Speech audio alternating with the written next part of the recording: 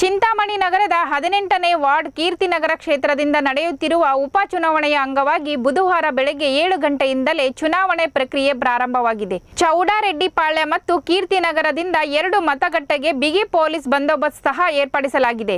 ಚುನಾವಣೆ ನಡೆಯುತ್ತಿರುವ ಮತಗಟ್ಟೆ ಸ್ಥಳಕ್ಕೆ ಹೆಚ್ಚುವರಿ ಪೊಲೀಸ್ ಜಿಲ್ಲಾ ಸಹಾಯ ಅಧೀಕ್ಷಕರಾದ ರಾಜಾ ಇಮಾಮ್ ಖಾಸಿಂ ಭೇಟಿ ನೀಡಿ ಚುನಾವಣೆ ನಡೆಯುತ್ತಿರುವ ಸ್ಥಳದಿಂದ ನಗರದ ಪೊಲೀಸ್ ಇನ್ಸ್ಪೆಕ್ಟರ್ ಶ್ರೀನಿವಾಸರಿಂದ ಮಾಹಿತಿಗಳನ್ನು ಪಡೆದುಕೊಂಡರು.